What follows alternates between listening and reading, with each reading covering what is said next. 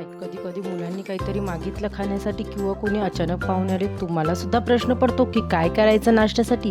तर चला मग आज आपण दही आणि तांदळाच्या पिठाचा वापर करून एक झटपट असा नाश्त्याचा प्रकार पाहणार आहोत. नमस्कार, तुमच्या आमच्या फ्लेवर स्टुडिओ यूट्यूब चॅनलमध्ये मी तुम्हा सर्वांचे स्वागत करते. झटपट असे तांदळाच्या पिठाचे भजे बनविण्यासाठी इथे मी एका बाउलमध्ये अर्धी वाटी दही घेतली आहे.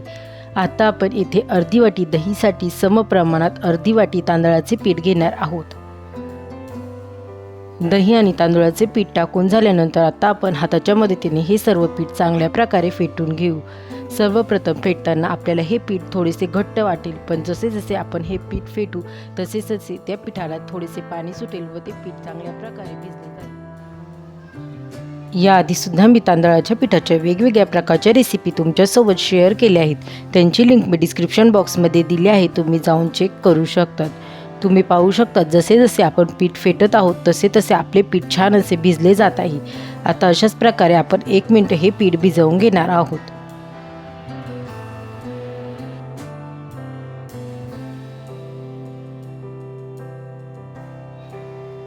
1 मिनिट पीठ छान असे फेटल्यानंतर तुम्ही पाहू शकतात आता आपले पीठ छान असे क्रीमी झाले आहे.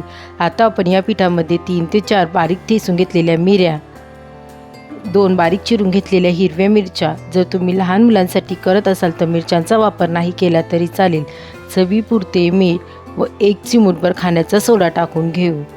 खाण्याचा सोडा व मीठ टाकून झाल्यानंतर आता आपण हे सर्व चांगल्या प्रकारे मिक्स करून घेणार आहोत.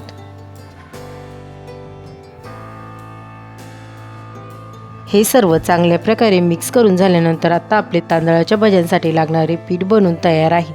आता आपण भजी बनवण्यास घेऊ. त्यासाठी इथे मी गॅसवर कढईमध्ये तेल गरम होण्यासाठी ठेवले होते. आपले तेल छान असे कडकडीत गरम झाल्यानंतर आता आपण बनवून घेतलेल्या पिठाची भजी सोडून घेऊ. तुम्हाला हवं असेल तर तुम्ही थोड्या मोठ्या आकारात वडेसुद्धा करू शकतात. तुम्हा सर्वांना जर माझ्या रेसिपी आवडत असतील तर रेसिपींना लाईक करा आणि शेअर करा व अशाच नवनवीन रेसिपींसाठी आपल्या फ्लेवर स्टुडिओ यूट्यूब चॅनलला सबस्क्राईब करा. त्यासोबत शेजारील बेल आयकॉनला प्रेस करा, म्हणजे तुम्हाला येणाऱ्या सर्व नवीन रेसिपींचे नोटिफिकेशन सर्वात पहिले मिळेल. सर्व भजी तेलामध्ये सोडून झाल्यानंतर आता आपण या भजींना छान असा गुलाबी रंग येईपर्यंत तळून घेणार आहोत.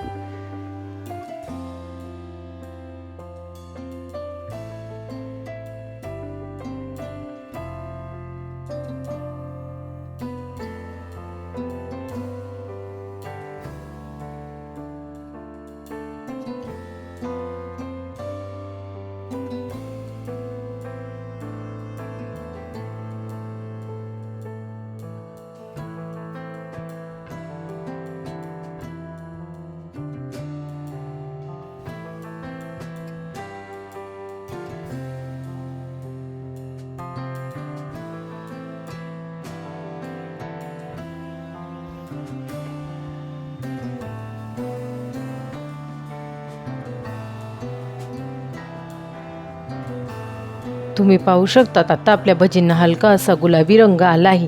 आता आपण ही भजी तेलामधून काढून घेऊ. गरमागरम अशी तांदळाच्या पिठाची व दह्याची भजी बनवून तयार आहे. कोणी पाहुणे येणार असतील किंवा लहान मुलांसाठी ही भजी एकदा नक्की ट्राय करून पहा. रेसिपी आवडली असेल तर रेसिपीला लाईक करा, शेअर करा व चॅनलला सबस्क्राईब करा. पुन्हा भेटूया आपण अशाच एका नवीन रेसिपीसोबत. तोपर्यंत सर्वांनी काळजी घ्या. बाय.